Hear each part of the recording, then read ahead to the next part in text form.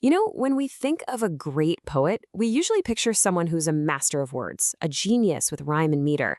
But what if a poet's real job wasn't just to write poems, but to completely tear down and rebuild the very definition of poetry?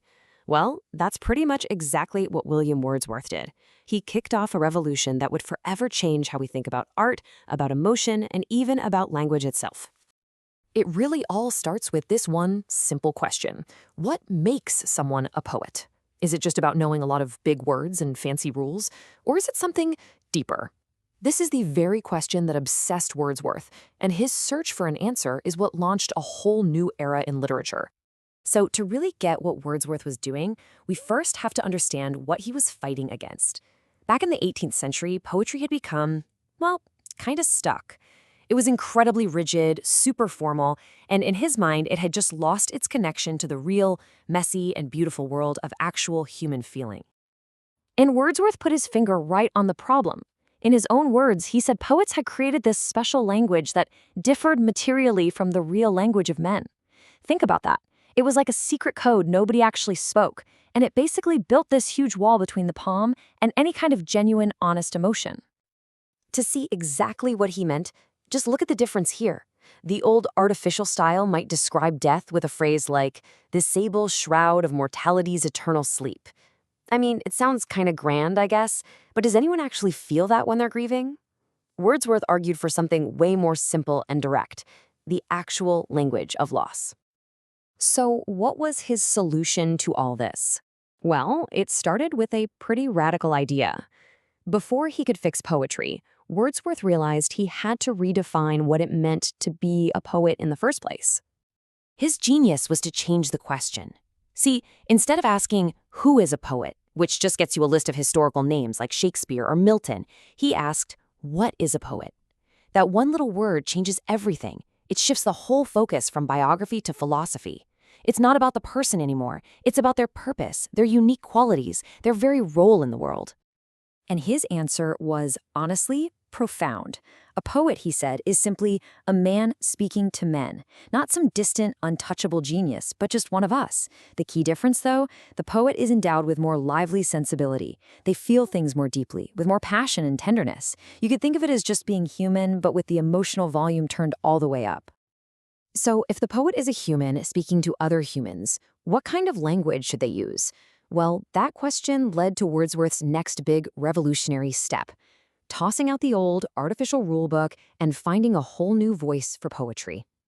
Wordsworth argued for a poetic language that was, above all, simple and natural, something that actually reflected how real people talk.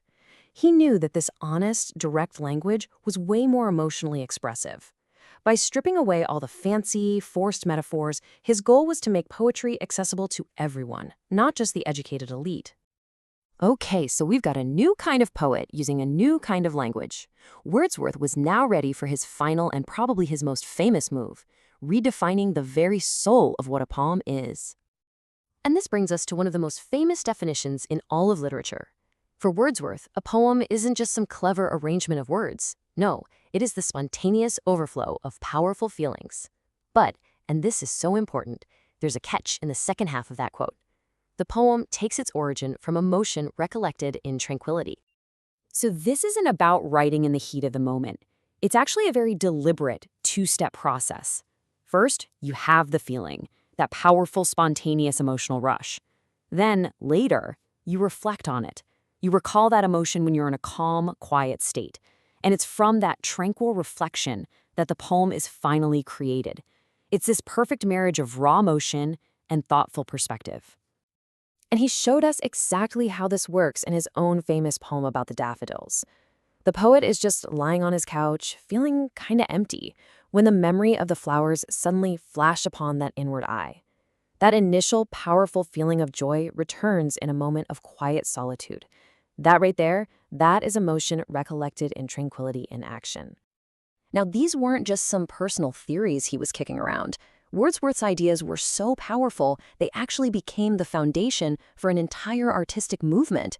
His philosophy didn't just inspire a few new poems, it gave birth to the Romantic Age.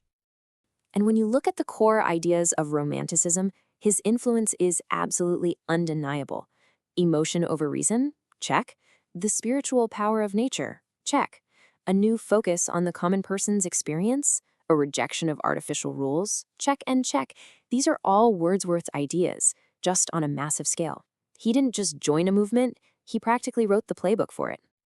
So, all of this brings us back to today. Wordsworth wanted poetry to be authentic, emotional, and accessible to everyone.